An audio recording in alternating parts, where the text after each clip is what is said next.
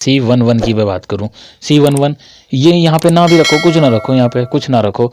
11 क्या है, M11 क्या है हमारा, M11 हमारा 3 है। और यहाँ पे कह रहा है कि अगर i प्लस जे की वैल्यू A1 है तो 2 है तो सेम रहेगी, सेम एज माइनो। ठीक है, अब C12 है ये इसके लिए बात हो रही है कोफैक्टर C12 कोफैक्टर की, इसके फर्स्ट रो का सेकंड कॉलम का कोफैक्टर की बात हो रही है। तो हमारा माइनर क्या था, माइनर था हमारा 11। अब ये कह रहा है अगर ऑड हुआ i प्लस जे, 1 और 2 कितना होगा, 3 होगा, और 3 होगा तो ये हमारा नेगेटिव में आ जाएगा। कैसे? नमस्ते, आदाब, सत श्री अकाल, राम राम भाई सारे ने, क्या हालचाल, सब ठीक ठाक, आशा करता हूँ सभी बढ़िया होंगे। देखिए अभी तक हमने मैथमेटिक्स की 2 क्लासेस कर ली हैं, जिसमें बिल्कुल बेसिक से सारा बेसिक सब क्लियर किया है मैथमेटिक्स की क्लास में। देन सेकंड हमने क्लास की थी मैट्रिसेस, एंड देन हम आज स्टार्ट करने वाले हैं डिटर्मिनेंट्स। ठीक है, देखिए एक्चुअल में क्या है, मैं not for particular class particular exam मैं एक स्ट्रेटजी फॉलो कर रहा हूँ, टाइम टेबल फॉलो कर रहा हूँ। क्या कर रहा हूँ, एक मेरा खुद का जो एग्ज़ाम हुआ था एक टाइम पे, जो उसका सिलेबस था, मैं उस सिलेबस को फॉलो कर रहा हूँ अभी की जो सीरीज़ चल रही है हमारी मैथमेटिक्स की। ठीक है, और अगर एडिशनल कुछ आपको चाहिए तो आप प्लीज़ कमेंट में पिनअप कर दीजिएगा। ठीक है, तो हम नेक्स्ट क्लास में उसी पर बात कर लेंगे। बट अभी मैं मैथमेटिक्स में एक अपना ही जो एक टाइम पे एग्ज़ाम हुआ था ASI का, तो मैं उसको फॉलोअप करके चल रहा हूँ। ठीक है, उसका जो भी सिलेबस है हम टाइम टू टाइम उसको कवर करते जा रहे हैं, स्टेप बाय स्टेप। ठीक है, तो हमारा नेक्स्ट टॉपिक आता है डिटर्मिनेंट्स को complete, it's not for particular 12th class. ठीक है, ये सिर्फ पर्टिकुलर 12th क्लास के लिए नहीं है, आगे बात समझ में। ठीक, तो हम थोड़ा सा कॉम्पिटेटिव एग्जाम को ध्यान में रखेंगे, कॉम्पिटेटिव।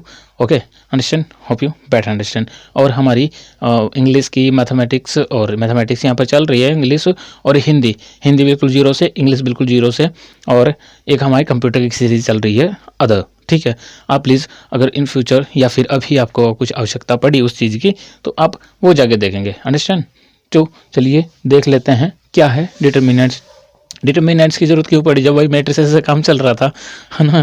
तो वो तो भाई वो तो विद्वान ही बताएंगे जिन्होंने स्टार्टअप किया है उस चीज़ का।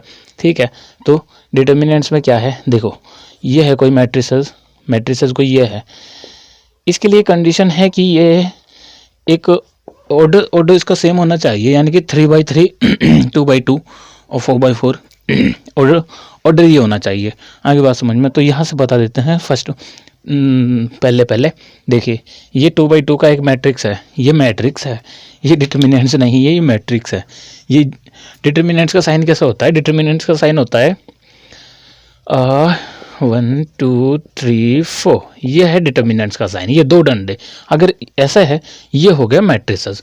आगे बात समझ में, तो हम इस पर बात कर लेते हैं।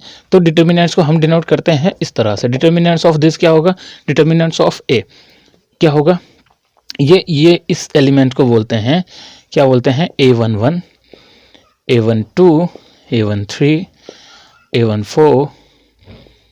ठीक है, ये होता है एलिमेंट्स। तो इसका फॉर्मूला क्या है, ये कहता है कि A11 multiply by A11 multiply by 1/4 क्या है,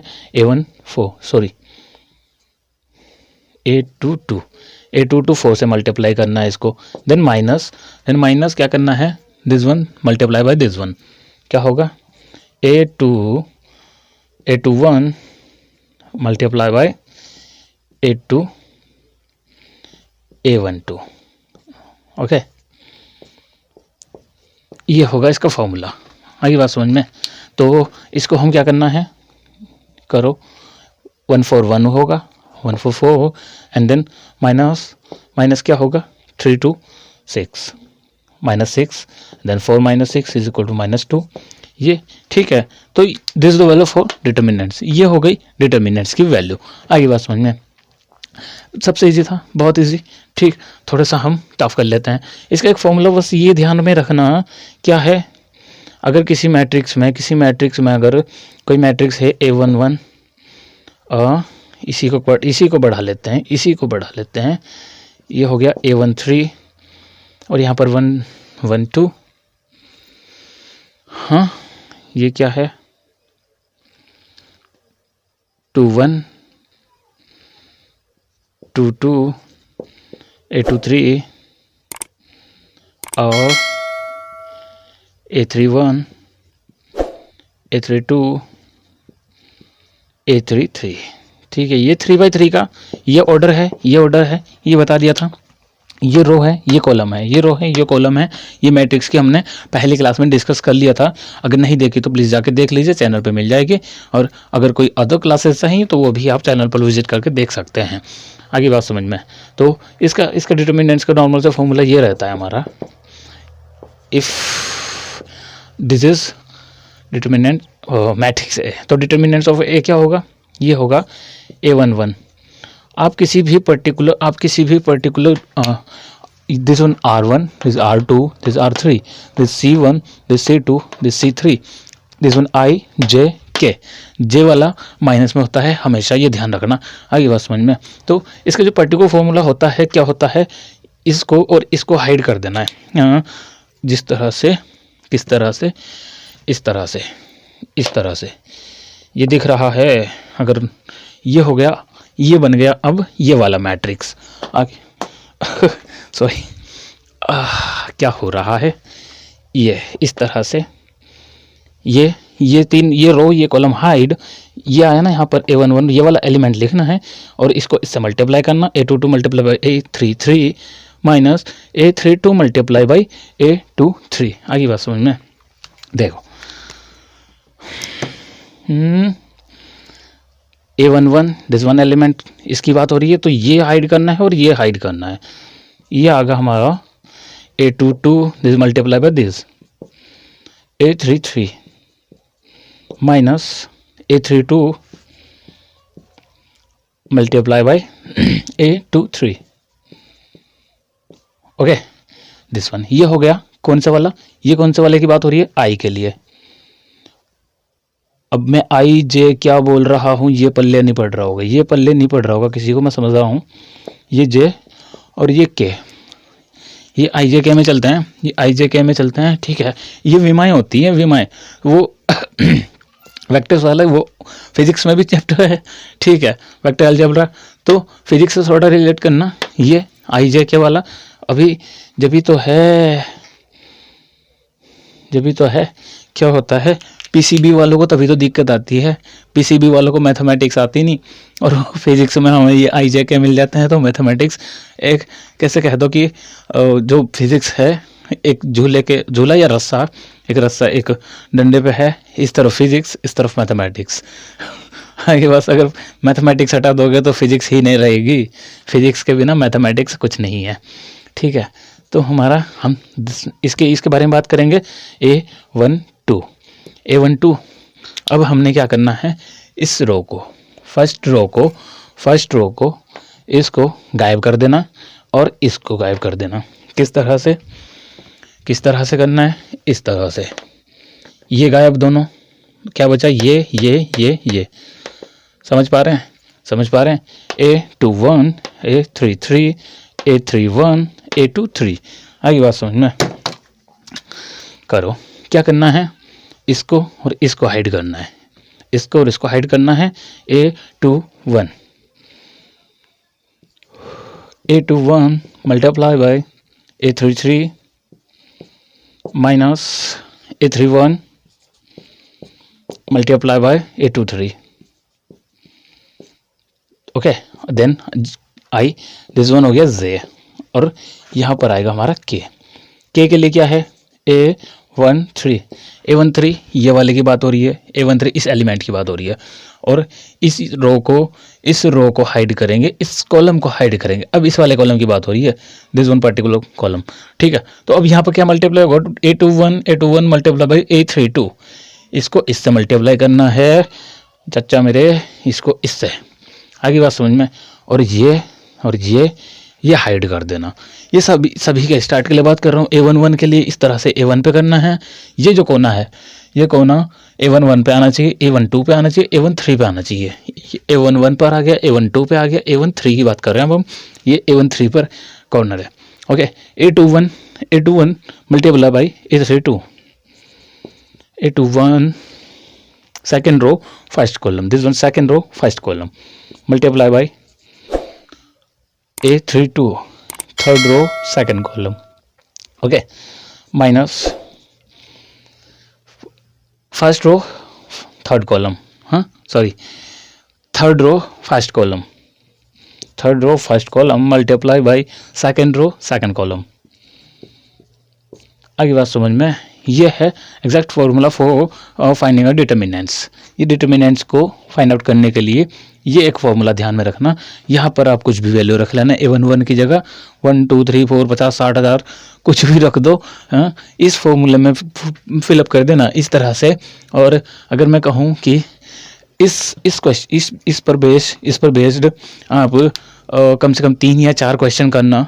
आगे बात समझ में, मैं यहाँ 3-4 क्वेश्चन करने पे आ जाऊँ तो भाई टाइम बर्बाद होगा और कुछ नहीं, ठीक है। तो चलिए एक क्वेश्चन करके दिखा देते हैं, फॉर एग्जांपल कुछ भी, और बता रहा हूँ कि कम से कम 4 या 5 क्वेश्चन लगा के देखना। अगर इसको अगर समझ आ रहा है तो ठीक है, नहीं आ रहा है तो घुसना है उसी चीज़ में। हाँ, ये बात समझ में। तो वैल्यू चेंज करके रख लेना। मैथमेटिक्स का सबसे बढ़िया हिसाब है, फॉर्मूला पता होना चाहिए, हिसाब एक स्टेप्स पता होना चाहिए कि क्या करना है। अब वैल्यू आप कुछ भी फिलअप करते जाओ और आगे आगे बढ़ते जाओ, ठीक है। हाँ, चलिए एक छोटा सा एग्जांपल देख लेते हैं। क्या है, कोई मैट्रिक्स हमारे पास में A1242 A1 सॉरी इसके लिए बोल रहे हैं, इसको क्या करना है, जो 2a का एक, अगर हम 2a का डिटर्मिनेंट्स है उसको हमें करना है 4a के डिटर्मिनेंट्स, इसको ये शो करना है, शो दैट कि 2a का determinants is equal to 4 of determinants a। आगे बात समझ में। एक्चुअल में क्या है कि यहाँ पे एक प्रॉपर्टी फॉलोअप होती है। कौन सी प्रॉपर्टी फॉलोअप होती है? एक प्रॉपर्टी फॉलोअप होती है, यहाँ पे लिख दें, यहीं पे कर देते हैं अभी, इसको कहीं पे अलग से कर लेना। ये होती है, मैं बाबा ब्रैकेट बना रहा हूँ, ठीक है, तो उसको मत देखना, ये प्रॉपर्टी फॉलोअप होती है। क्या है कि अगर हमको किसी मैट्रिक्स को कांस्टेंट से मल्टीप्लाई करके देन उसका डिटर्मिनेंट्स फाइंड आउट करते हैं, तो वो डिटर्मिनेंट्स पर्टिकुलर मैट्रिक्स का डिटर्मिनेंट्स क्या होगा, उस जो भी क्या है, जो कांस्टेंट हमने मल्टीप्लाई किया है मैट्रिक्स के, उसकी पावर n क्या है, नंबर ऑफ ऑर्डर। क्या लिख दिया, कोई दिक्कत नहीं है, नंबर ऑफ ऑर्डर्स क्या है, n। आगे बात समझ में, ठीक है। तो अब इसको कर लेते हैं। 2 फर्स्ट ऑफ ऑल क्या करो, 2 से मल्टीप्लाई कर दो, क्या हो गया, ये हो गया 2 और ये हो गया 4, ये हो गया 8, देन ये हो गया 4, ठीक है। इसको डिटर्मिनेंट्स में ही लिख लो, है ना। डिटर्मिनेंट्स का साइन ये होता है, पहले भी बता दिया था, ठीक। और इधर क्या कह रहा है, कि 4 multiply by determinants of this, निकालो, अभी बता दिया था यहाँ पे कैसे करना है। 1 मल्टीप्लाई बाई 2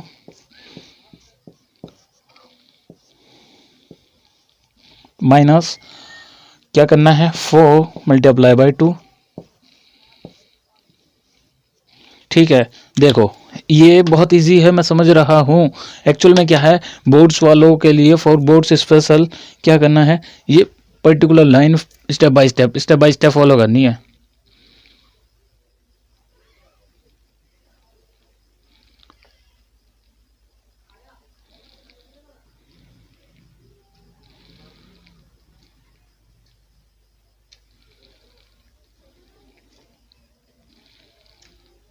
तो देखिए ये सभी बोर्ड्स वालों के लिए बता रहा हूँ भाई जी, ये एक एक लाइन को फॉलो करना है, एक एक लाइन लिखनी है स्टेप बाय स्टेप बिल्कुल।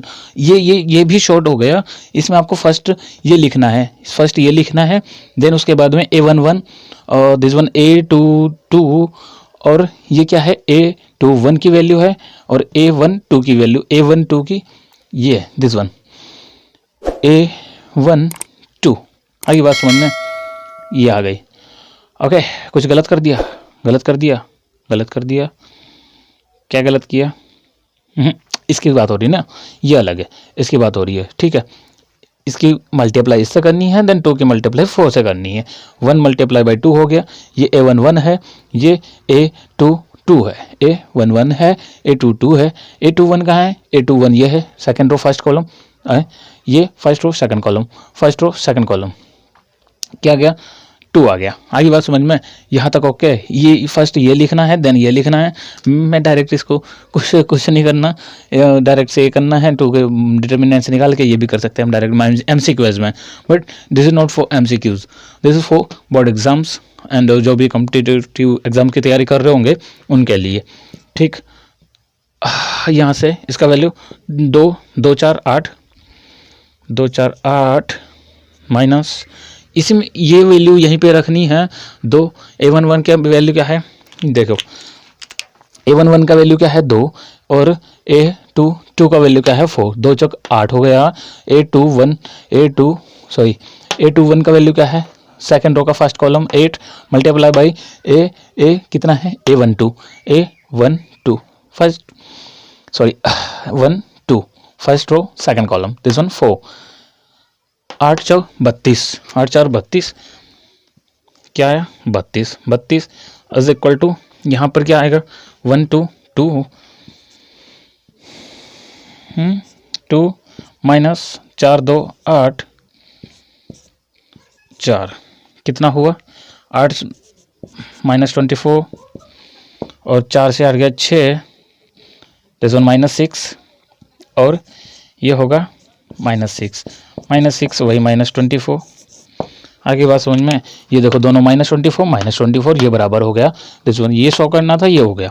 आगे बात समझ में? नहीं समझ आ रहा तो ये करना, पहले ये लाइन, फिर A11 यानी कि इस एलिमेंट्स की बात हो रही है, ये लाइन ये नंबर रखना है, देन A22 ये वाला एलिमेंट रखना है। ये आ गया। यहाँ पर माइनस का साइन आएगा हमेशा, ये माइनस का साइन आएगा हमेशा, ये ध्यान में रखना है, ये जे की बात हो रही है ना, ये जे है, ये जे वाला है। आगे बात समझ में? आई जे के वहाँ पे है नहीं तो के की कोई था नहीं, और ये है के, ये के की विमा प्लस में रहेगी, जे की विमा माइनस में रहेगी, ये आई की विमा है। आगे बात समझ में? इसी तरह से कभी कभी आएगा कि क्या करना है, x की वैल्यू निकालनी है हमने। कोई भी क्वेश्चन दे दिया, क्या क्वेश्चन दे दिया, जस्ट अ सेकेंड,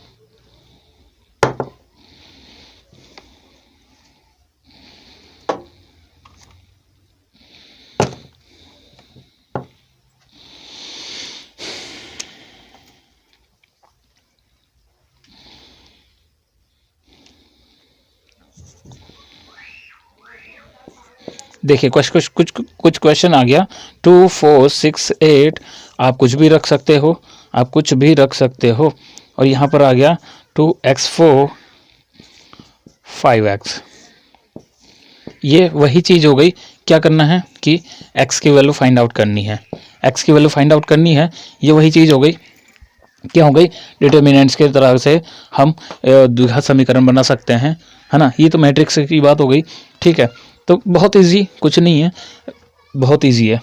क्या करना है, 2 8 16, भाई मैं थोड़ा शॉर्ट कर रहा हूँ, आप प्रॉपर ये फॉलोअप करना, ये फॉलोअप करना, ये फॉर्मूला लिखेंगे 112, क्योंकि 2 की बात हो रही है तो प्रॉपर यही फॉर्मूला आएगा। देन यहाँ पर वैल्यू रख देना A11, और ये है A22, यहाँ पे ये वाला A22, ये है A21 ये है A12 ये है, और यहाँ पर भी ऐसे ही। क्या आएगा, 2 8 16 माइनस 6 4 24, इधर आएगा 2x², और इधर आएगा 5 4 20। समझ आ रहा है, समझ आ रहा है। इसको इससे और इसको इससे, इसको इससे गुना किया और इसको इससे गुना किया, इसको इससे गुना किया, ठीक है, ये समझ आया। 2 8 16 हो गया माइनस, ये हमेशा माइनस में ही रहेगा, ठीक, आगे बात समझ में। और यहाँ से हमें 2x² की वैल्यू मिल सकती है। हमने क्या करना है, इस 24 को उधर लेके जाओ, ये सारे x² 2x² कर दो इसको, ये चलो यहाँ पे लिख देता हूँ, हमारे बच्चे बहुत कंफ्यूज हो जाएंगे otherwise. 2x² is equal to, इस 20 को उधर लेके जाओ तो ये 20 इज इक्वल टू के इधर जाने पे साइन चेंजेस हो जाती हैं, ये हो जाएगा प्लस का 20, और ये पूरा ये माइनस का 4 बचेगा। समझ आ रहा है कुछ कैसे,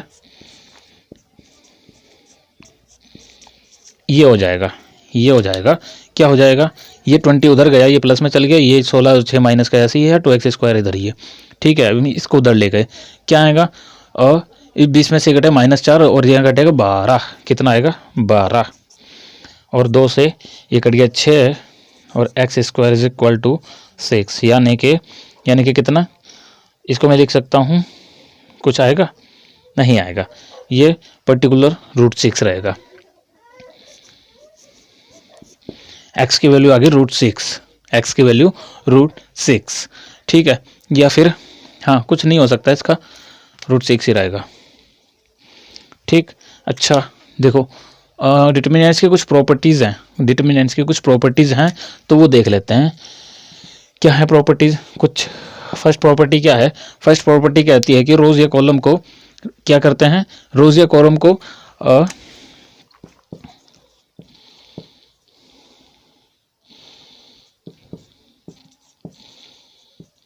रोज को कॉलम में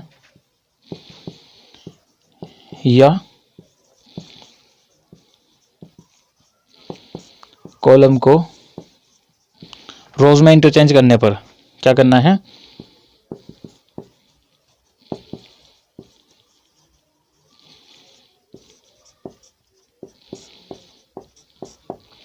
रोज में इंटरचेंज करने पर डिटर्मिनेंट्स की जो वैल्यू रहेगी,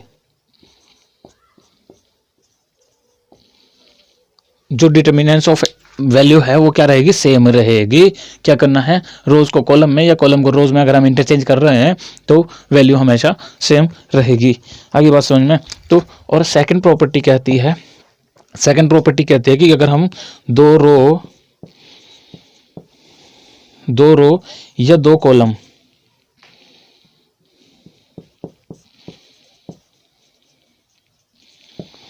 दो रोज या 2 कॉलम्स को आपस में इंटरचेंज कर दें,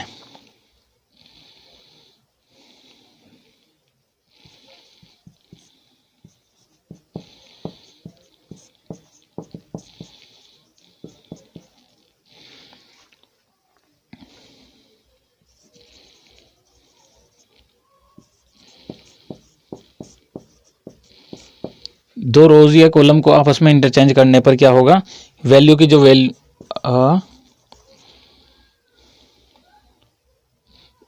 ऑफ डिटर्मिनेंट्स क्या होगा, नेगेटिव आ जाएगी।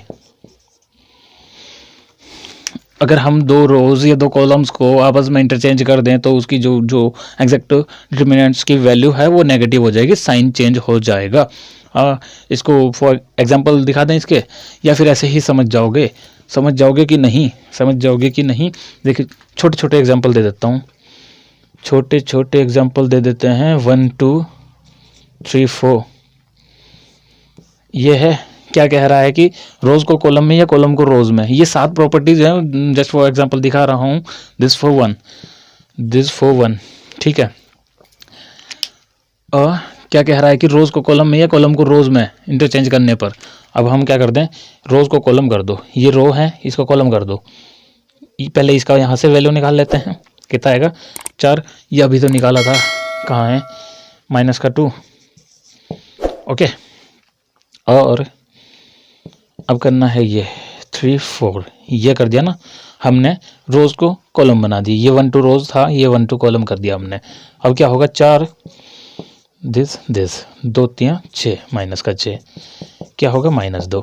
यहाँ भी -2, यहाँ भी -2, वैल्यू सेम है, ठीक है। अब इसको सेकंड वाले के लिए देख लेते हैं। सेकंड वाले के लिए कोई एग्जांपल ले लेते हैं हम। क्या है 1 2 3 3 2 1 और 2 1 3, कुछ भी कर सकते हैं, कुछ भी कर सकते हैं। वैल्यू फाइंड आउट करने के लिए कुछ भी कर सकते हैं। मैं जस्ट फॉर ये ले रहा हूँ। क्या कह रहा है कि फर्स्ट ऑफ ऑल हम इसका वैल्यू निकाल लेते हैं। इसको, ये इधर है, ये अलग है भाई जी, हैं, ये अलग है, मिक्सअप मत कर देना। इसका वैल्यू निकाल लेते हैं। इसका वैल्यू कह रहा है कि आई क्या है 1 क्या है, इसको और इसको हाइड करना है 2 3 6 -1। और जे का वैल्यू क्या है, जे का वैल्यू है 2। इसको, इस रो को, इस कॉलम को हाइड करना है 3 3 हो गया 9, 3 3 9, 2 1 2 और प्लस के का वैल्यू, सॉरी, के का वैल्यू क्या है 3, के का वैल्यू 3 3 1 3 -2 2 4, ठीक। और यहाँ पे क्या वैल्यू निकलेगा इसका, 6 से 6 गया 5 1 और 2 -2, 9 से 2 गया 7 प्लस 3, 3 से 4 गया -1। देन इसका वैल्यू आ गया हमारे पास में, क्या आ गया 5 7 2 14 14 14 और -3 11। देखो 5 -14 -3, ये हो गया -17 और 5 माइनस का 12, क्या हो गया -12, ये आगे वैल्यू। और ये कह रहा है कि रोज 2 कॉलम को आपस में इंटरचेंज करना है। हम क्या कर रहे हैं, ये R1 R2 R3, अगर हम क्या कर दें,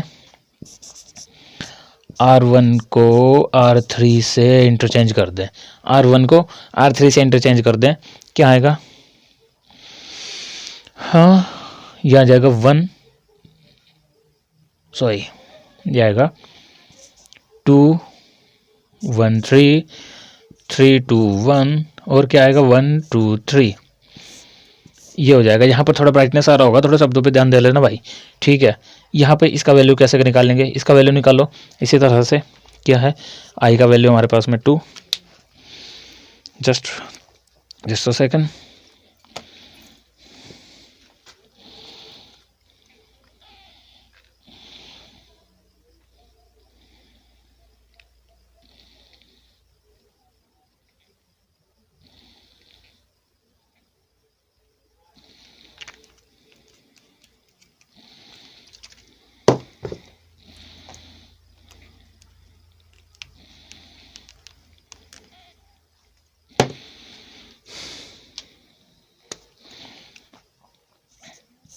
आई का वैल्यू क्या है 2, कहाँ है आई का वैल्यू 2 और इसको हाइड करना है 2 3 6 -2 1 2 और माइनस जे का वैल्यू क्या है 1, जे का वैल्यू 1 3 3 9 -3 3 9 -1 1 1 1 और प्लस में के का वैल्यू कितना है, के का वैल्यू हमारे पास में 3, के का वैल्यू 3 3 2 6, इसको इससे मल्टीप्लाई करना, इसको इससे करना है 1 2 2 माइनस का 2, ठीक।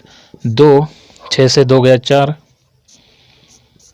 माइनस ये 8 सेम रहेगा और प्लस 3 6 से 2 गया 4 4 3 कर दो या 3 4 कर दो, कुछ भी बात है। 3 मल्टीप्लाई बाई 4, ये इसका वैल्यू आएगा 2 4 8 8 माइनस 8 तो 0 कर दो और ये हो गया 12, ये 0 हो गए, ये 0 हो गए, ये प्लस का 12 और ये क्या था, यहाँ क्या था माइनस का 12, क्या हो गया साइन चेंज हो गया, ये this 4 this is example for this. Okay, और इसका एग्जाम्पल यहाँ पे हो गया। अच्छा, एक हमारी थर्ड प्रॉपर्टी देख लेते हैं। थर्ड प्रॉपर्टी कहती है कि अगर कोई दो रो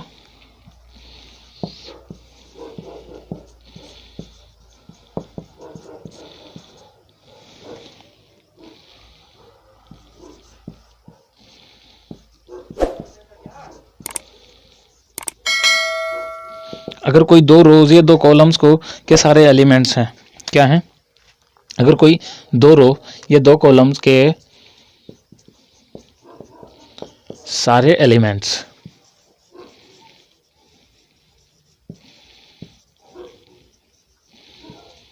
सेम है तो क्या होगा?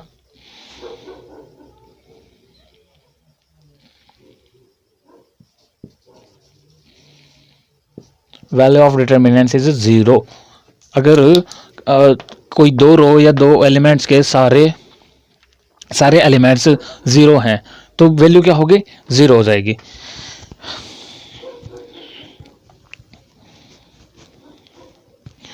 ठीक है, इसको रख के देखें कहाँ पे? दो वाले में रख के देख देते हैं चुपचाप से। ठीक है, 1 2 3 1 2 1 2, और यहाँ पे भी क्या करना है? 1 2 3, 3 वाला कर लेते हैं। 1 2 3, यहाँ पे 4 कर लो, यहाँ पे 5 कर लो, यहाँ पे 6 कर लो, यहाँ पे 7 कर लो। ये हो गया, ये होगा डिटर्मिनेंट्स। क्या कह रहा है कि एलिमेंट्स सेम हैं, ये सेम रखने हमने। दो कह रहा है कि अगर दो रोज या दो कॉलम्स के सारे एलिमेंट्स सेम हैं, ये देखो इस रो के और इस रो के सारे एलिमेंट्स सेम हैं, तो क्या होगी? वैल्यू कैसे निकाल देंगे? वैसे वैल्यू निकाल देते हैं। आई की जगह पे क्या है? 1।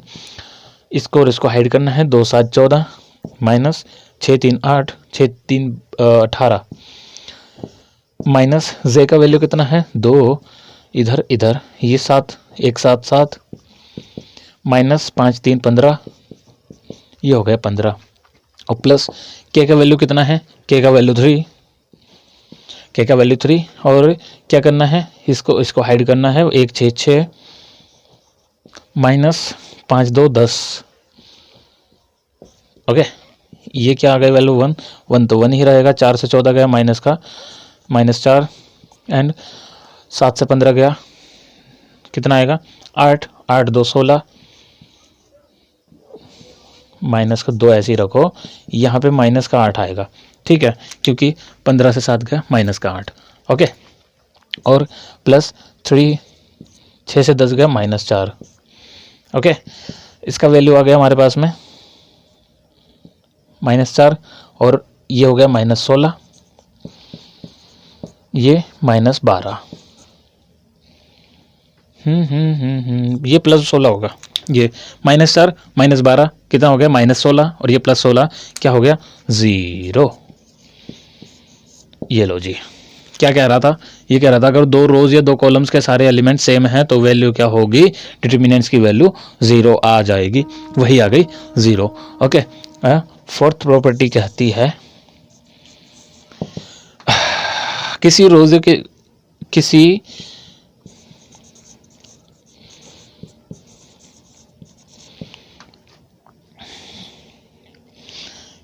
किसी रोज या कॉलम को किसी कांस्टेंट अगर किसी कांस्टेंट के से गुणा करने पर, किसी रोज या कॉलम को किसी कांस्टेंट से गुणा करने पर जो उसकी वैल्यू हमें मिलती है, वो जो ओरिजिनल डिटर्मिनेंट था करने पर प्राप्त वैल्यू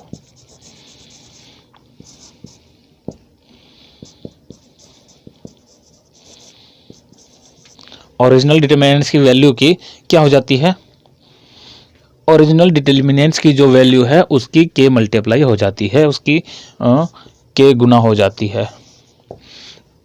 ऐसे लिख लेना, मैं जैसे बोल रहा हूँ वैसे लिख लेना, मैं सारा लिखूंगा तो ठीक है, क्या कह रहा है, किसी रोज या कॉलम को अगर किसी कांस्टेंट से मल्टीप्लाई करने के बाद जो प्राप्त वैल्यू होती है वो जो ओरिजिनल वैल्यू थी उसकी के गुना हो जाती है। देखो ये भी देख लेते हैं, इसी से ले लेते हैं, इसका हमने फर्स्ट एग्जैक्ट जो बेसिक वैल्यू है तो निकाल रखे -2 और इसको हम किसी कांस्टेंट से मल्टीप्लाई कर देते हैं इसी रो में या कॉलम में। हम फर्स्ट रो में कर देते हैं, फर्स्ट रो में हम 2 से मल्टीप्लाई कर देते हैं, 2 आ गया, ये 4 आ गया, ये 3 और 4 सेम रहेगा। ठीक, इसका वैल्यू निकाल लेते हैं, 2 4 8 हो गया, 2 4 8 माइनस 3 4 12 कितना हो गया, -4 और यहाँ कितना था -2, तो इसका 2 से मल्टीप्लाई हो गया, 2 से मल्टीप्लाई हो गया, हाँ जी 2 से मल्टीप्लाई हो गया। क्या कह रहा था, अगर हम किसी भी एक रो में, हमने इस रो में को दो किसी कांस्टेंट से मल्टीप्लाई किया तो इसकी जो वैल्यू थी ओरिजिनल वैल्यू की, जो हमें अब गुना करने के बाद में प्राप्त होगी, जो हमें मल्टीप्लाई करने के बाद कैसे गुना करने के बाद में जो यहाँ वैल्यू प्राप्त हो रही है हमें, वो इसकी इतने मल्टीप्लाई है जितना हमने रो में किया था। इस रो में जितना किया था हमने इसमें क्या किया था, 2 से मल्टीप्लाई किया था, 2 से मल्टीप्लाई किया, 2 2 आ गया और 2 से यहाँ मल्टीप्लाई किया 4 आ गया, ये सेम ही रखा। एक ही रो या एक कॉलम में भी कर सकते हैं हम इसको, 2 मल्टीप्लाई 1 2 कर सकते थे, 2 मल्टीप्लाई बाई 3 6 कर देते थे, 1 6 हो जाता और 2 4 हो जाता, तभी भी वैल्यू इतनी ही आनी थी, है ना, माइनस इसकी 2 गुना, जितना हम वहाँ पर गुना कर रहे हैं रो या कॉलम में उतना यहाँ मल्टीप्लाई हो जाएगा, यही कहना चाह रहे हैं इस प्रॉपर्टी के थ्रू। ठीक, अब हमारी आ गई फिफ्थ प्रॉपर्टी। फिफ्थ प्रॉपर्टी कहती है कि अगर हम किसी रोज या कॉलम के सारे एलिमेंट्स को किसी रो या कॉलम्स के किसी रोज या कॉलम के सारे एलिमेंट्स में, यदि किसी रोज या कॉलम के सारे एलिमेंट्स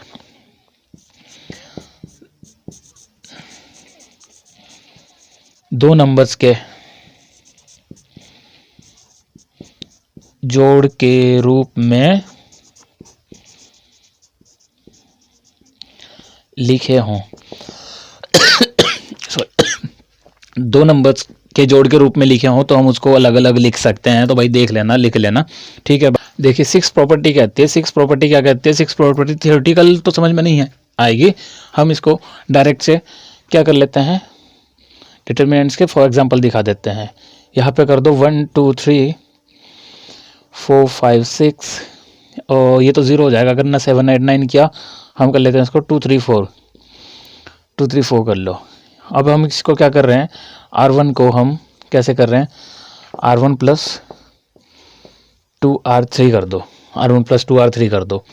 क्या करना है, R1 को चेंज किया हमने, 2R1 plus 2R3, 2R3 2 दूने 4 plus 1 5, 2 3 6 plus 2 8, 2 चौका 8 प्लस 3 11 और यहाँ पर 4 5 6 2 3 4 एज सेम।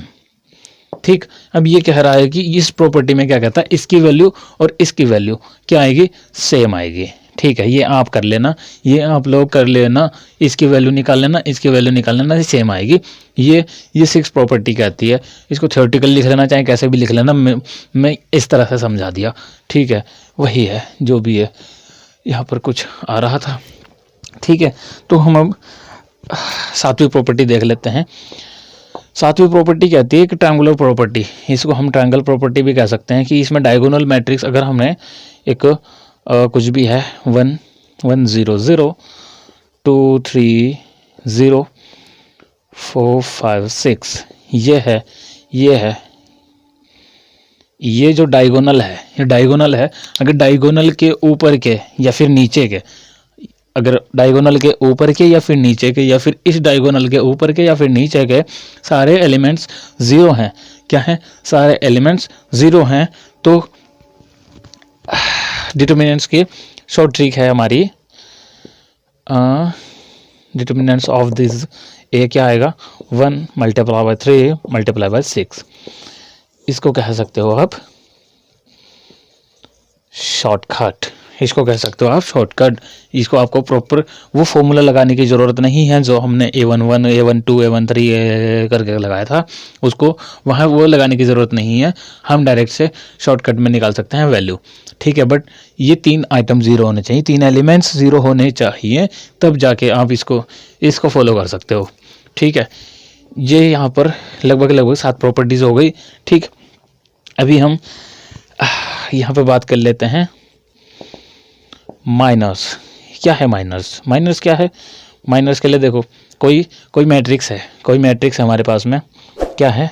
1 2 3 3 2 1 और 1 5 4, कुछ भी रख दीजिए। मैं 3 का ले रहा हूँ क्योंकि 2 का आप बहुत आसानी तरीके से कर सकते हो अगर 2 का करना चाहो, ठीक है। 2 का अगर 2 का हुआ, 2 का भी दिखा देते हैं यहाँ पे, 1 2 3 4 2 का दिखा देते हैं। माइनर क्या होगा? माइनर होगा ये M11, first row first column, first row then first column. तो जो माइनर आएगा, माइनर क्या होगा? ये 2 1 5 4, ओके, इस तरह से। और M1 2 M1 2 1 2 क्या आएगा? 3 1 1 4, ओके। 1 2 की बात हो रही है ना, M12 की, ये माइनर है, ये माइनर 1 2, ठीक। निकाल दो, क्या है? 2 4 8 -5 कितना हो गया? 3। यहाँ से इसका निकाल दो, 3 4 12 -1 कितना हो गया? 11। ये माइनस हो गए, ये M11 हो गया, M12 हो गया, और M13 निकालो। M13 क्या आएगा? M13 निकाल दो, 1 3 2 3 5 15, 1 2 2, 15 से 2 गया 13, M13 आ गया। M2 1, सेकेंड रो का first column, second row first column, 2 4 8 5 3 15 कितना होगा? माइनस का 7। समझ आ रहा है? पल्ले पड़ रहा कुछ नहीं? देखो क्या करना है, दिस वन M21, अगर ऐसे करोगे, ऐसे कर सकते हो, ये ईजीएस्ट था, ये बताने के लिए था, ये यहाँ पे शॉर्ट था, ये शॉर्टकट चल रहा है, ठीक है। ये सेकंड रो का फर्स्ट कॉलम, 2 4 8 5 3 15, 15 से 8 से 15 गया 7 आ गया माइनस का, ठीक। M22 second row second column, ये हो गया 1 4 4 -3 1। M23 क्या? सेकंड रो थर्ड कॉलम, 1 5 5 1 2 2 कितना गया? 3। M31 third row first column, 2 1 1 2 3 2 3 6, sorry 2 1 2 and 2 3 6 minus का 4 -4। M32 M32 3 2 1 1 1 3 3 9 माइनस का 8। भाई जी ये समझ में आ रहा है? ये निकाल तो दिया था, ये अभी बताया ना, इससे पहले कैसे निकालना है, यही तो निकालना है हमने। 2 2, अगर हम 2 2 की बात करें तो हम इसको और इसको हाइड कर दो, इस तरह से लिखो, 1 4 और ये 3 यहाँ पे, ये 1 यहाँ पे आ जाएगा। फिर इसका जिस तरह से वैल्यू निकाल लोगे, इसे क्रॉस मल्टीप्लाई करके तब आएगा 8। समझ आ रहा है? लास्ट वाला बता दूंगा कैसे करना है, ठीक। और M23 ये हमने क्या किया? M33 की बात हो रही है, M33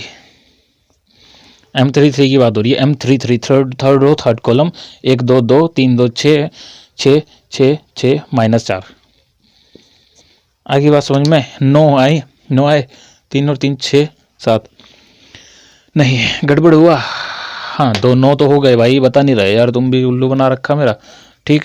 ये हो गए 9, 1 2 3 4 5 6 7 8 9 हो गए। ये हो गया हमारा, क्या हो गया? माइनर्स। ये सारे हो गए माइनर्स, ये हो गए हमारे माइनर्स। ये तो अलग है, इसी माइनस की तो बात हो रही है। ये हो गए हमारे माइनस फॉर दिस डिटर्मिनेंट्स या फिर मैट्रिक्स। मैट्रिक्स में ऐसे कर दो, ठीक है। इसका तो बहुत आसान से कैसे निकालोगे, इसको ऐसे ऐसे M11 ये हो गया, M11 4, M12 1 2 3, M21 2 2 1 कितना हो गया 2।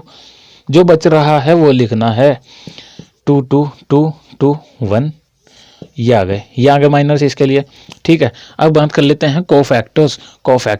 कोफैक्टर्स क्या है, कोफैक्टर्स हैं, कोफैक्टर्स में क्या करना है, देखो कहाँ करूँ, कहाँ करें, यहाँ करते हैं।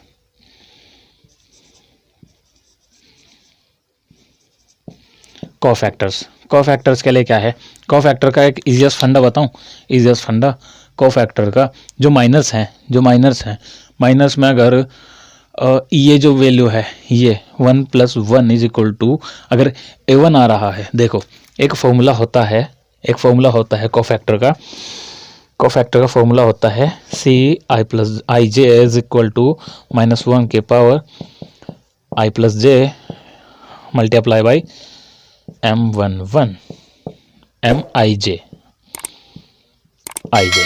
ये होता है कोफैक्टर का फॉर्मूला। अब क्या बात आ रही थी, ये वाली बात आ रही थी। यहाँ पे एक कंडीशन लिख के बता देते हैं, क्या बता देते हैं, अगर I + J इफ कर दो यहाँ पे, if I + J A1,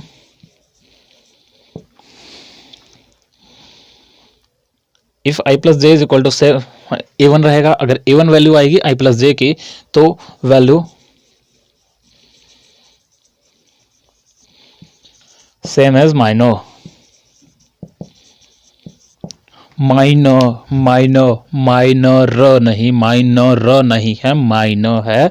English की क्लास की थी, अगर देखा होगा तो पढ़ पा रहे होंगे, जो रिटर्निंग व्यूअर्स हैं मेरे, उनको समझ आ रहा होगा कि हाँ जी इंग्लिश की क्लास में आर को कैसे प्रोनाउंस करना है, वो सब वहाँ पे बता दिया था। सबसे पहली क्लास की थी ये वाली हमने इंग्लिश के लिए, ठीक है। नहीं देखी तो जाके देखो, इंग्लिश का कोई सा भी वर्ड पढ़ सकते हो अगर थोड़ी भी दिक्कत है तो, ठीक। और अगर ये हमारी ओड हुई तो क्या आएगी, हमारी जो माइनस की वैल्यू है, माइनस वैल्यू इन नेगेटिव, ठीक है, माइनस वैल्यू नेगेटिव में आ जाएगी। ये क्या है, ये ध्यान रखो बस, ठीक है। अब हमारा, अगर मैं C11 की बात करूं, C11 ये यहाँ पे ना भी रखो, कुछ ना रखो, यहाँ पे कुछ ना रखो। 11 क्या है, M11 क्या है हमारा, M11 हमारा 3 है। और यहाँ पे कह रहा है कि अगर I + J की वैल्यू A1 है तो 2 है तो सेम रहेगी, सेम एज माइनर, ठीक है। अब C12 है, ये इसके लिए बात हो रही है, कोफैक्टर C12 कोफैक्टर की, इसके फर्स्ट रो का सेकंड कॉलम का कोफैक्टर की बात हो रही है। तो हमारा माइनर क्या था, माइनर था हमारा 11। अब ये कह रहा है अगर ऑड हुआ I + J 1 और 2 कितना होगा, 3 होगा, और 3 होगा तो ये हमारा नेगेटिव में आ जाएगा। कैसे आ जाएगा नेगेटिव में, ये देखो। अब इस यहाँ बता दिया 11, ठीक है। इसको यहाँ पे रख के देख लो, 1 2 को यहाँ पे रख के देख लो, -1 की पावर 1 + 2 × M12 क्या था, M12 था हमारा 11, ठीक। -1 की पावर 3 11 और ये -11, यही आ रहा है, शॉर्ट ट्रिक ये है, ठीक।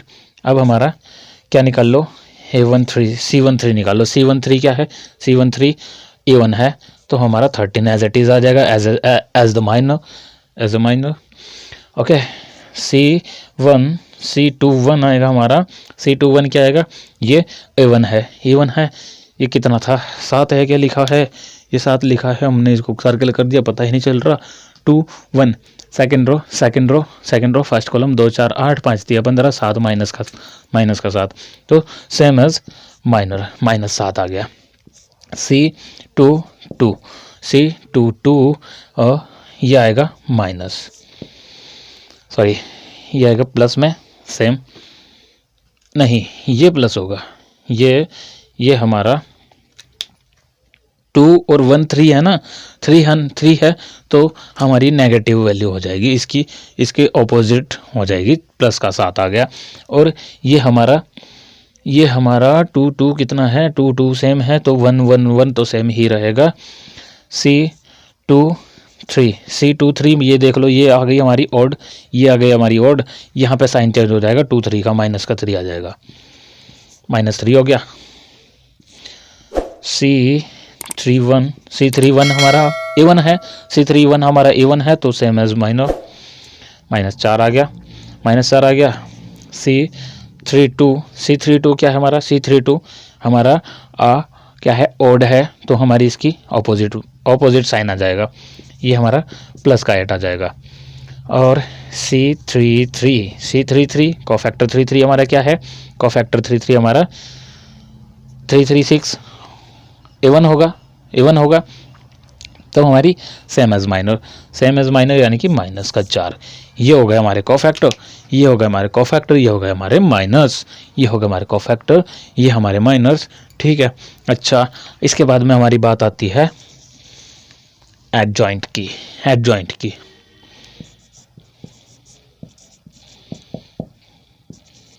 एडजॉइंट, ये हमारा एडजॉइंट क्या है भाई, एडजॉइंट ऑफ ए, ये हमारा मैट्रिक्स की बात चल रही है ना, इस वाले मैट्रिक्स के लिए बात कर रहे हैं हम।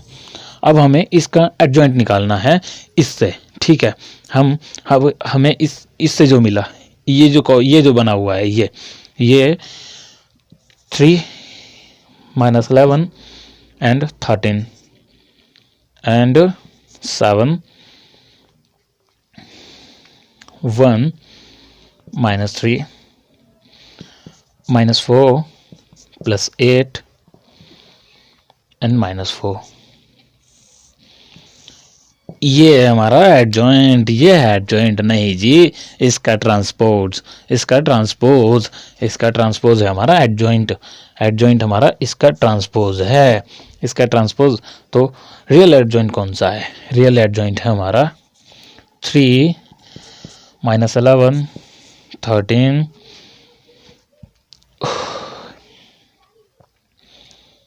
एंड 7 1 -3 एंड -4 8 -4, ये हमारा एग्जैक्ट एडजॉइंट जो है, ये है एडजॉइंट जो हमारा क्या है, कोफैक्टर से बना जो मैट्रिक्स है उसका ट्रांसपोज हो गया हमारा ये, ठीक है। अच्छा, अब हमारी एक बात आ जाती है, क्या आ जाती है, इन्वर्स। ये है मैन जिसके लिए इतनी देर से झमेले में पड़ रखे हम। इन्वर्स एक चीज़ बता दूं, अगर डिटर्मिनेंट्स अगर क्या है, यहाँ पे है कहीं पे डिटर्मिनेंट्स, अगर डिटर्मिनेंट्स 0 है तो ये नहीं आएगा, इन्वर्स नहीं निकलेगा। कैसे, क्योंकि इसका फॉर्मूला क्या होता है, डिटर्मिनेंट्स ऑफ है, अगर यही 0 होगा तो कुछ नहीं निकलेगा।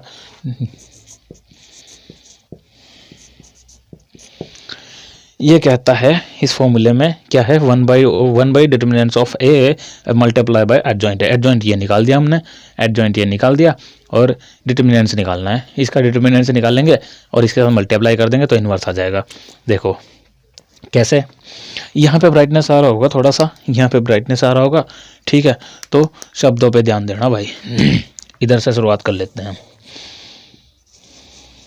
ठीक। यहाँ से इसका डिटर्मिनेंट्स निकालेंगे पहले हम। इसका डिटर्मिनेंट्स के लिए ये 1 मल्टीप्लाई बाई 2 4 8 -5 3, माइनस जे का वैल्यू क्या है 2, 3 4 12 -1 11, प्लस के का वैल्यू क्या है 3 मल्टीप्लाई बाई 3 5 15 और 2, 15 से 2 गया 13, ठीक है ना। 3 5 15 2 माइनस का तो 13 हो गया, ठीक। और इसका वैल्यू क्या आएगा हमारा 3 -11 दूनी 22 प्लस 13 39 39। ये हो गया 9 3 12 42 42 42 माइनस 22 20, ये आ गई 20 इसका वैल्यू। ठीक है ना। 9 3 12 42, 42 से 22 गया, 20 आ गया। ओके, अब इस 20 को हमने यहाँ पे रखना है, इस 20 को हमने यहाँ पे रखना है।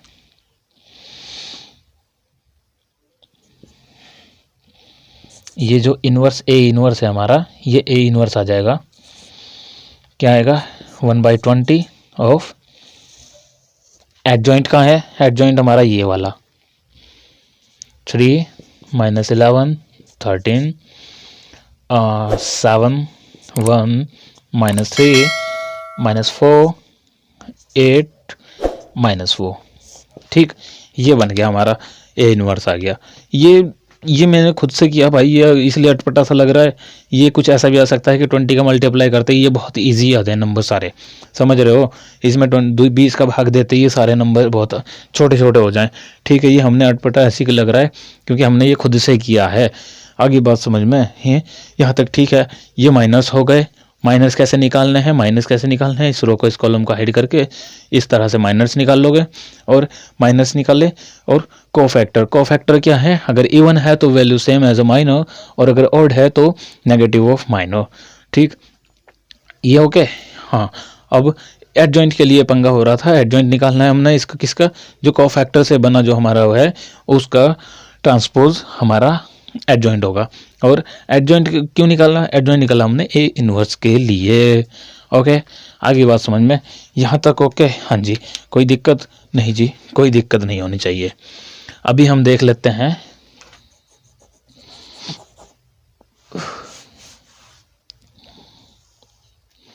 देखिए कोई ट्रायंगल है, कोई ट्रायंगल है, कोई ट्रायंगल है, कोई ट्रायंगल है A B C.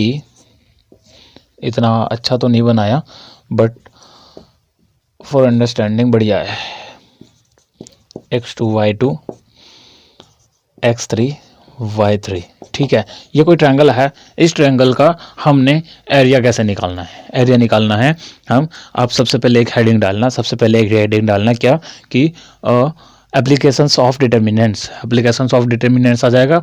Then first heading डालना कि क्या है, finding of area of a triangle. क्या है, area of a triangle. Area of a triangle करने के लिए क्या करेंगे,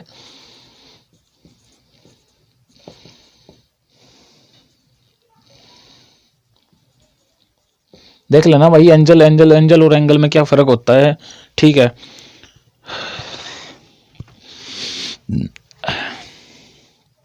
देखो एरिया ऑफ अ ट्रायंगल का फॉर्मूला क्या होता है, ये होता है हमारा 1/2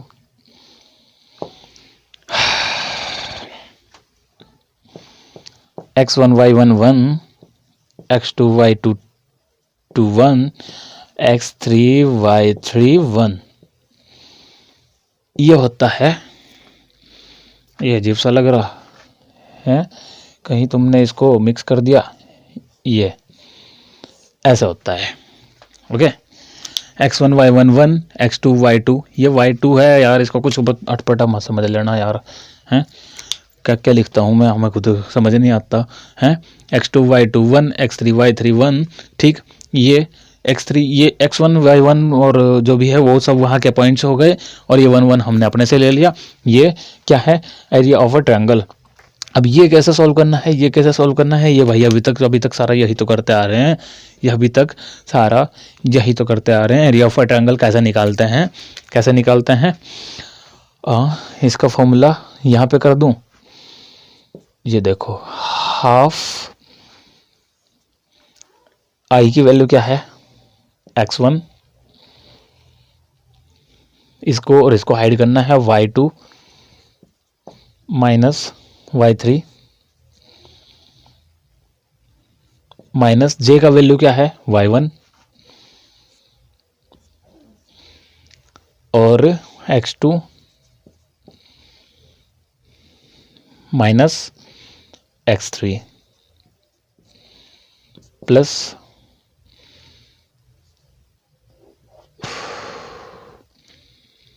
1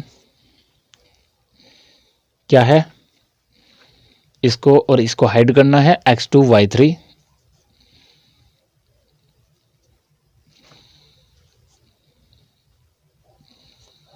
माइनस x3 y2।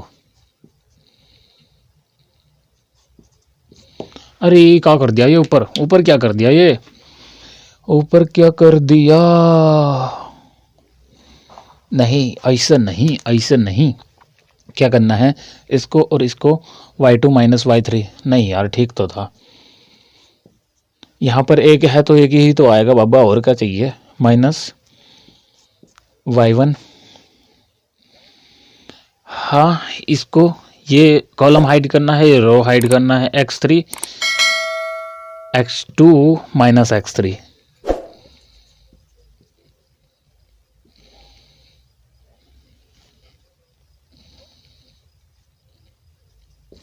ठीक है।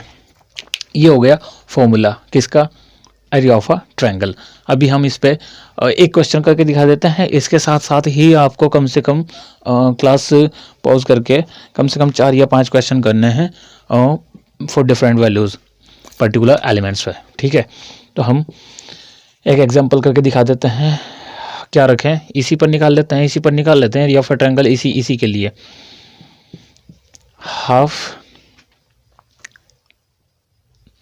इसका डिटरमिनेंट आंसर निकाला भी होगा हमने यहाँ पे, ये है ना, ये है ना, ठीक है। तो बट देखो क्या करना है, पॉइंट्स रख लो, लेकिन यहाँ पे हमें 1 1 चाहिए तो नहीं होगा, क्या करेंगे, एग्जांपल ले लेते हैं हम 1 2 3 4 5 6 और यहाँ पे 1 1 1, ठीक है। सपोज हमारे ये पॉइंट्स दिए गए 1 2 और 3 4 और 5 6 यहाँ पे, ठीक। अब हमें इसके थ्रू हम इसका एरिया ऑफ अ ट्रायंगल निकालेंगे, 1/2 क्या आ गया आई का वैल्यू क्या है, 1 है, 1 को तो 1 ही रहने दो, 1 को तो 1 ही रहने दो, इसको और इसको हाइड कर लो, 4 और 1 4, 6 4 4 माइनस 2, ठीक है। बोर्ड वालों के लिए स्पेशल बता रहा हूँ भाई, ये एक एक स्टेप लिखना है, एक एक स्टेप लिखना है, ठीक है। ये हमने जैसे -2 कर दिया डायरेक्ट से, ये नहीं करना, आपको लिखना है, ये फॉर्मूला लिखना है सबसे पहले, वो जो A1 A11 वाला फॉर्मूला बताया था वो लिखना है, या फिर ये लिख दो ये लिख दो, और यहाँ पे x1 का वैल्यू 1 और y2 का वैल्यू कहाँ है, ये 4, y2 मल्टीप्लाई बाई y क्या है 1 और माइनस y3 मल्टीप्लाई बाई 1, फिर आएगा जो हमारा जो भी आएगा। तो हमारा एक y2 ये मल्टीप्लाई करने पे 4 आ रहा है, -6 तो माइनस का 2 आ गया, ठीक। और माइनस j का वैल्यू क्या है, j का वैल्यू हमारे पास में 2, j का वैल्यू 2, इसको और इसको हाइड कर दो, 3 एकम 3 और 5 एकम 5 माइनस का 2, प्लस k का वैल्यू क्या है 1, k का वैल्यू है 1 और 3 4 3 6 18 18 माइनस 5 चौका 20 5 चौका 20 18 माइनस का 2, ठीक। ये आ गया हाफ -2 और -2, ये माइनस माइनस प्लस हो जाएगा, -2 प्लस 4 और -2 -2 4, ये तो भाई कोलिनियर कर दिए हमने हैं, कोलिनियर कर दिए, ठीक है। -2 4 और प्लस 4 हो गए 0, इसका वैल्यू आ गया हमारा 0। ये तो भाई ये क्या होगा, ये कोलिनियर हो गए, बट आप कुछ भी रख के निकाल सकते हो, इसका जो भी वैल्यू आएगा वो हमारे पास में ये भी एरिया ऑफ अ ट्रायंगल होगा। अगर हाँ, यहाँ से आपको एक और चीज़ पता चल गई, अगर एरिया ऑफ अ ट्रायंगल क्या है एरिया ऑफ अ ट्रायंगल 0 है तो क्या हो गए, सारे पॉइंट्स कोलिनियर होंगे। ये प्रूव करने के लिए भी आ सकता है कि प्रूव दैट कि ये कोलिनियर है, तो भाई डायरेक्ट से एरिया ऑफ अ ट्रायंगल निकाल दीजिए, अगर 0 आ गया तो कोलिनियर है। अरे भाई ये है, अब यहाँ पे कुछ एरिया है ना, तभी तो पॉइंट्स ऊपर नीचे जा रहे हैं। अगर पॉइंट्स ये एक लाइन है, ये एक लाइन है, यहाँ पे पॉइंट है A, यहाँ पे पॉइंट है B, यहाँ पे पॉइंट है C। अब ये क्या आ रहा है कि ट्रायंगल ऑफ ABC का एरिया निकाल दो, यहाँ पे क्या एरिया है, उसी के ऊपर तो तीनों लाइन है, एक लाइन है, उसी के ऊपर दूसरी, उसी के ऊपर तीसरी लाइन है, समझ आ रहा है। AB लाइन है, एक ऐसी लाइन है, एक CB लाइन है उसी के ऊपर, तो एरिया कुछ बन ही नहीं रहा है, हाँ, एरिया कुछ बन ही नहीं रहा है। अगर मैं कह दूं कि एक कमरा है और चारों दीवारें एक जगह, कि उस कमरे में कितने बेड लगा दोगे? जी कद्दू एक भी नहीं लगने का। ठीक है, ओके, आगे बात समझ में, ये सही है ना? कैलकुलेशन देख लेना, कुछ गलती हो सकती है तो ठीक है, फ्लो में कोई दिक्कत नहीं है, आप ध्यान रखना। और यहाँ पे कुछ भी वैल्यूज रख के देख लेना, सब ठीक। अच्छा, इसमें कभी एक क्वेश्चन एक और देख लेते हैं। क्या देख लेते हैं? के 0.0, 4.0 और क्या है 0.2। 0.2 यहाँ पे हमने क्या करना है, के का वैल्यू फाइंड आउट करना है। If area of a triangle क्या है, 4 है। क्या है? 4 है।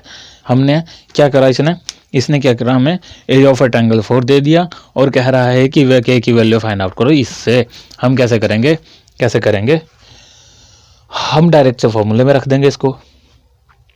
एक पहले मैट्रिक्स बना दो या फिर डायरेक्ट से फॉर्मूले में रख दो, कोई दिक्कत नहीं है। ये हमारा क्या हो गया, रखो पहले मैट्रिक्स ही बना लो, डिटरमिनेंट्स बना लो। ये हो गया के 0, 4, 0, 0, 2, 1, 1, 1। ओके, ये एरिया ऑफ अ ट्रायंगल निकालेंगे।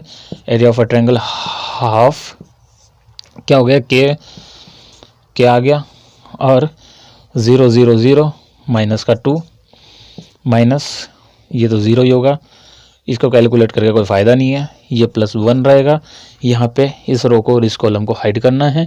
4, 2, 8, 4, 2, 8, ये तो 0 ही हो जाएगा, कोई दिक्कत नहीं है। कितना आया, हाफ माइनस के और +8। अब इसको डायरेक्ट से गुणा कर दो यहाँ पे, जो भी करना है, या फिर यहाँ पे ऐसे कर दो। ये 4 कह रहा था तो ये 4 है, ये 4 तो इसने दिया था ना, एरिया ऑफ अ ट्रायंगल हम निकाल रहे थे, ये 4 कह रहा है। इस 4 को यहाँ से 2 से गुना कर दो, ये कितना हो जाएगा, 8 हो जाएगा। ठीक है, और ये हो गया -k +8 इज इक्वल टू 8। अब इस माइनस को उधर लेके जाओ, इसके को उधर लेके जाओ, इसके को उधर ले गए, और इस 8 को इधर लेके जाना है। 8 माइनस 8, ये हो गया 0। क्या हो गया, 0। ठीक है, इसके को उधर ले गए, उसका 8 को यहाँ पे लेके आ गए, वो 8 इधर आएगा तो माइनस हो जाएगा, इसके को उधर ले जाएंगे तो प्लस हो जाएगा। और हमारा ये आ गया, हमारा एरिया ऑफ के का वैल्यू कितना आ गया, 0। के का वैल्यू कितना आ गया, 0। के का वैल्यू कितना आ गया, 0। हाँ, कहाँ है के, ये रहा, ये 0, 0 पॉइंट है, ये 0, 0। इस तरह से आप इस पर भी आप कम से कम 2 या 3 क्वेश्चन निकाल के देख लेना। यहाँ पर कुछ भी वैल्यू रख लेना, 0 है, के 5 कर लो, 4 3 कर लो, 2 3 कर लो, देन यहाँ से एरिया ऑफ अ ट्रायंगल निकाल लो डायरेक्ट से। बट के का एरिया ऑफ अ ट्रायंगल तो निकलेगा नहीं, है ना, एरिया ऑफ अ ट्रायंगल तो निकलेगा नहीं, बट लेकिन इस पर बेस्ड क्वेश्चन बन जाते हैं तो देख लेना भाई जी। ठीक, अच्छा आगे देखें, आगे है लीनियर इक्वेशन सिस्टम।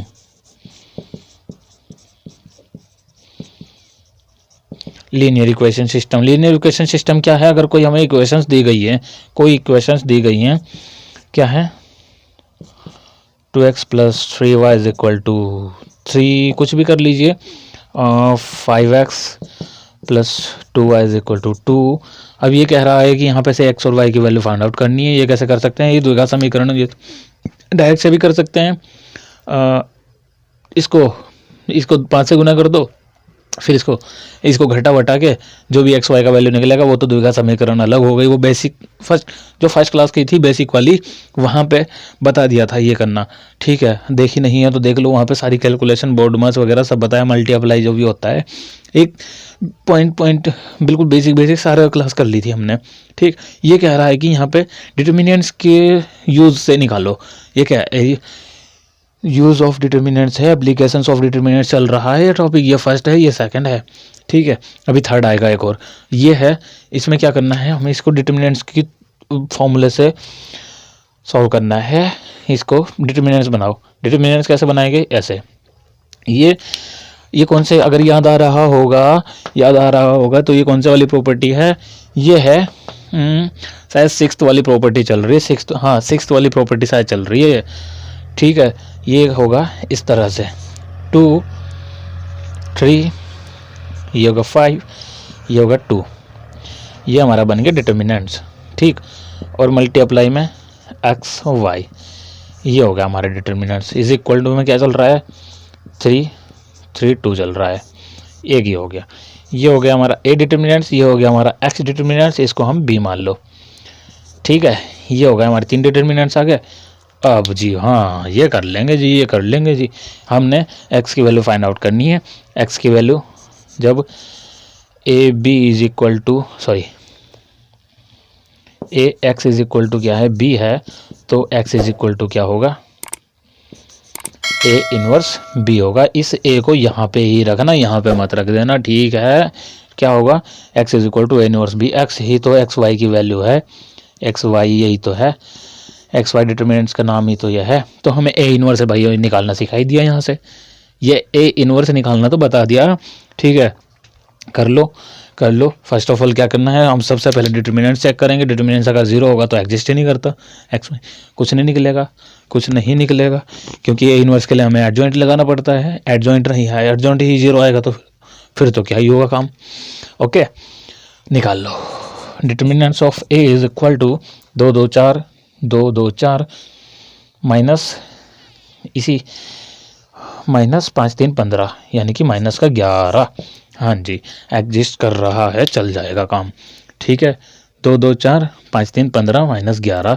ओके, यहाँ तक ओके, कोई दिक्कत नहीं है। अब क्या निकालना है हमने, माइनस निकालने हैं, कोफैक्टर्स निकालने हैं। बहुत आसान है, दो का चल रहा है, पर बढ़िया है, कोई दिक्कत नहीं है। माइनस हमारे m11 क्या है 2, m12 1 2 कितना है 5, m21 कितना है 2 1 3, m22 कितना है, m22 कितना है 2। अब हमारा कोफैक्टर c11 कितना है 2, सेम आएगा। c12 कितना -5 आ जाएगा।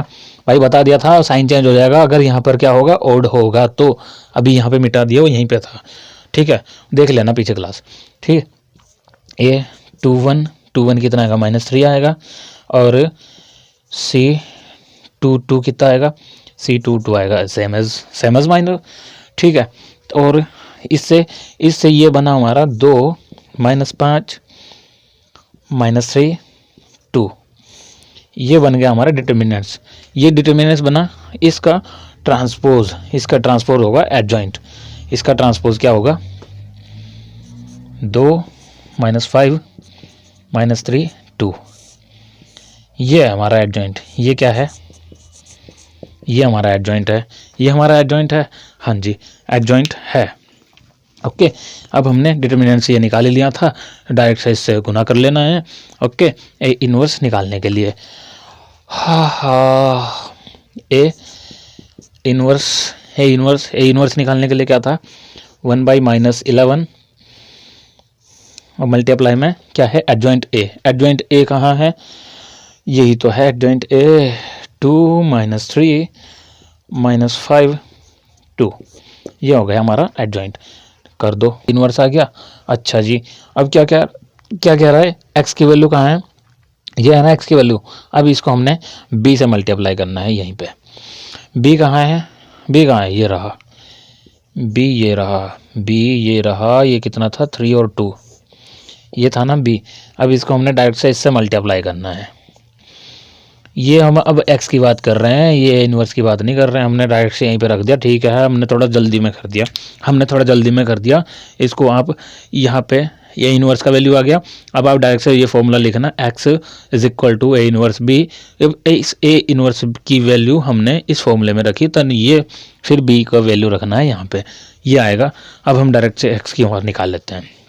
ये -11 तो ठीक है, यहाँ पे क्या आ जाएगा, भाई जी, यहाँ पे क्या आ जाएगा, कैसे मल्टीप्लाई करते हैं पता है, कैसे मल्टीप्लाई करते हैं, 2 3 6 2 3 6, 3 दूने 6, कितना आ गया 0।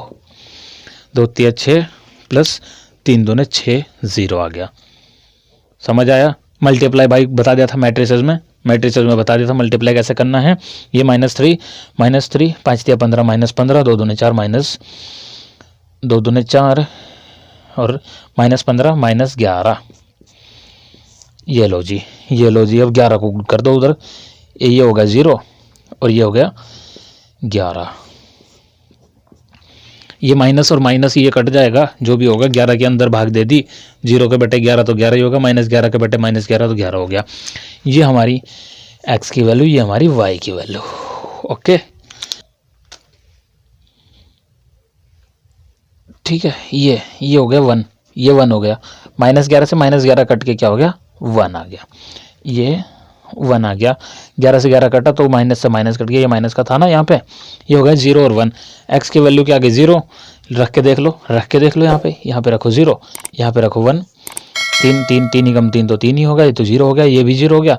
2 ही कम 2, ये भी 2, ये भी 2। ठीक है, इस x और y की वैल्यू को यहाँ पे रख के देख लो। ये भाई इसको इसके अनुसार होनी चाहिए, जो यहाँ पे वैल्यू आ रही है वही आनी चाहिए x और y की वैल्यू रखने पे।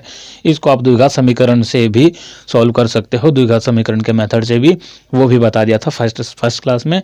और ये है डिटर्मिनेंट्स से सॉल्व करने का तरीका। यहाँ है डिटर्मिनेंट्स की ज़रूरत। डिटर्मिनेंट्स की ज़रूरत तब पड़ती है जब बहुत ज़्यादा वैल्यूज़ हों, बहुत ज़्यादा हों। अगर 10 इक्वेशंस होती तो कैसे सॉल्व कर लेते भाई?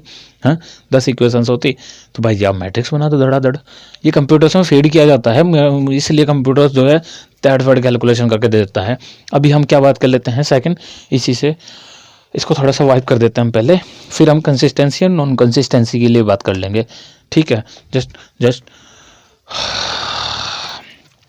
give me some time for wiping this board. है consistency non consistency, third point डाल लेना, थर्ड टॉपिक डाल लेना, कुछ भी डाल लेना। Consistency and non consistency of वो जो भी है लाइन। ठीक है,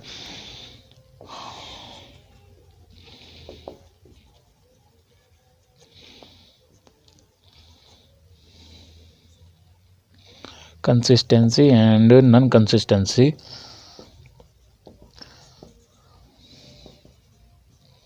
system, consistency and non consistency system. ठीक है, देखिए इसके लिए क्या है, अगर कंसिस्टेंट की मैं बात करूं, कंसिस्टेंट कब होगा, जब क्या होगा 1 और मोर देन 1 सॉल्यूशन होंगे तो हमारा क्या है कंसिस्टेंट है। क्या है, जब एक सॉल्यूशन हो या फिर एक से ज़्यादा हो। जब एक सॉल्यूशन या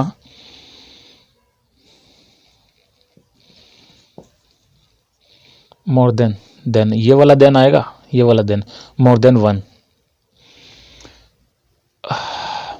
देन वन सॉल्यूशन, जो भी है, जब एक सॉल्यूशन या फिर मोर देन 1 सॉल्यूशन हो तो क्या होगा कंसिस्टेंट होगा।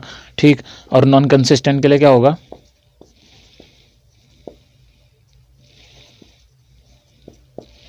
जब कोई सॉल्यूशन ना हो। जब नो सॉल्यूशन होगा तब क्या होगा नॉन कंसिस्टेंट होगा। नॉन कंसिस्टेंट मतलब इसका मतलब क्या हो गया कि लाइन पैरेलल है। क्या है, इसके लिए क्या बात हो गई, ये भाई जी ये कोई लाइन है, ये ए और बी, ये ए बी लाइन है ये।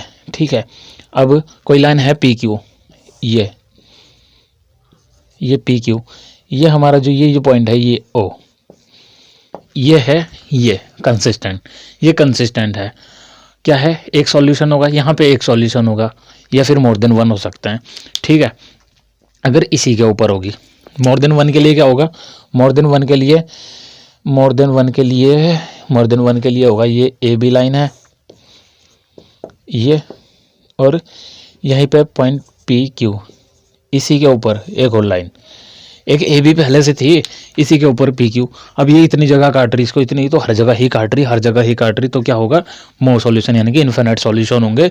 ये हो गए कंसिस्टेंट। और नॉन कंसिस्टेंट के लिए क्या होगा, ये है ए बी और ये है पी क्यू। अब ये भाई दोनों पैरेलल हैं एक दूसरे के, ये कभी भी मिलेंगे ही नहीं, ये कभी भी मिलेंगे ही नहीं, तो नो सॉल्यूशन।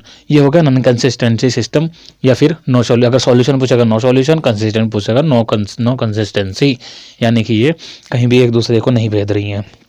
ठीक है, देखो अगर हमारा क्या है, डिटर्मिनेंट्स ऑफ ए ज़ीरो है, डिटर्मिनेंट्स ऑफ ए ज़ीरो है, तो हमारा ए इनवर्स ही नहीं निकलेगा। ए इनवर्स नहीं निकलेगा तो हमारा क्या होगा, ये नॉन कंसिस्टेंट हो जाएगा, क्योंकि हमारे एक्स वाई जेड नहीं मिलेंगे, जो भी वैल्यूज़ हैं वो नहीं मिलेंगे, तो हमारा ये नॉन कंसिस्टेंस हो जाएगा। अगर डिटर्मिनेंट्स ही ज़ीरो है, हमारा ए इनवर्स नहीं निकलेगा, ए इनवर्स नहीं निकलेगा तो हमारे एक्स वाई जेड नहीं मिलेंगे, है ना। तो ये हो गया नॉन कंसिस्टेंसी। ठीक है, इसको एक ग्राफ से समझ लो, एक ऐसा समझ लो, देखो ये है डिटर्मिनेंट्स ऑफ ए। ओके, यहाँ हो गया determinants of A does not is equal to zero. अगर does not is equal to zero है तो क्या होंगे, यूनिक सॉल्यूशन होगा।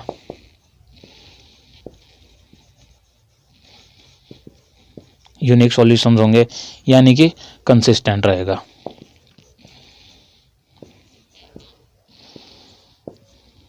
कंसिस्टेंट सिस्टम, ओके, यानी कि ओ मैट्रिक्स, यूनिक सॉल्यूशन और ओ मैट्रिक्स। ओके, अच्छा, और अगर determinants of A is equal to zero होगा, अगर determinants of A is equal to zero होगा, यहाँ पे दो कंडीशन बन जाएंगे हमारी। पहली क्या होगी, पहली होगी हमारी adjoint of A dot B, जो हमारा एडजॉइंट आ रहा था वहाँ पर, adjoint of A dot B क्या होगा, is equal to zero, is does not equal to zero, तो हमारा नो सॉल्यूशन होगा। नो सॉल्यूशन माने इनकंसिस्टेंट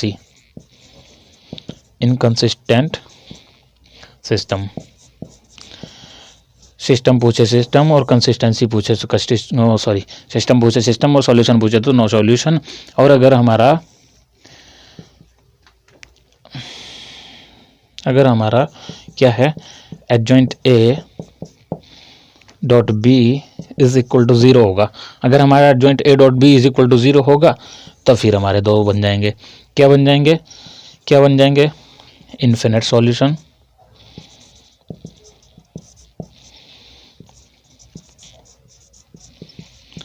सॉल्यूशन, और consistent system.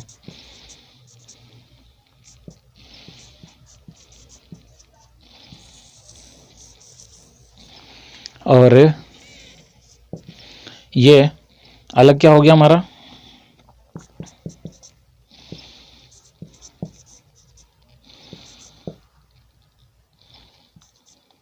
No solution,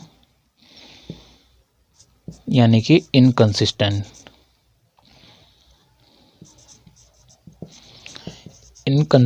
system.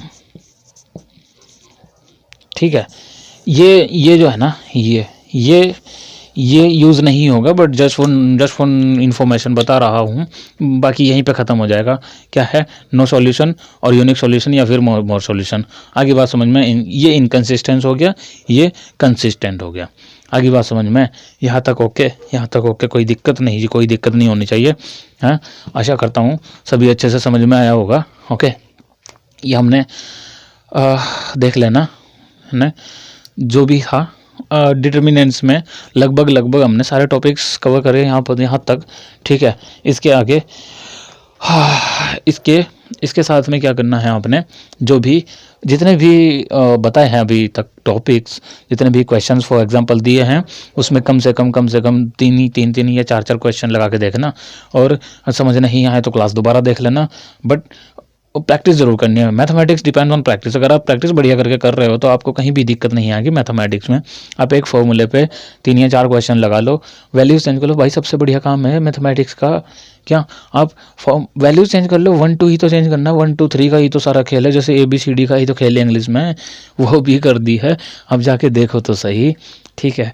तो मैथमेटिक्स में हमने डिटरमिनेंट्स कवर कर लिया। अभी हम देखते हैं हमारा नेक्स्ट जो भी टॉपिक रहेगा वो हम नेक्स्ट वीडियो में डिस्कस कर लेंगे, अगला चैप्टर। जैसे कि मैंने स्टार्ट में बताया था कि हम फॉलो कर रहे हैं एक मेरा अपना जो एग्ज़ाम हुआ था एक एएसआई का, तो हम उसको डिस्क्राइब कर रहा हूँ मैं यहाँ पे पर्टिकुलर टॉपिक के साथ में, पर्टिकुलर चैप्टर के साथ में। ठीक है, जो भी चैप्टर कह दो या टॉपिक कह दो, क्योंकि 12th बेस था वो, तो 12th बेस था वो सब वहाँ पे डिस्कस कर रहे हैं हम। ठीक है, और ये हमारा डिटरमिनेंट्स ख़त्म। ठीक है, आशा करता हूँ सभी अच्छे से समझ में आएगा। आज की क्लास में इतना ही। खुश रहें, सदा मुस्कुराते रहें। धन्यवाद।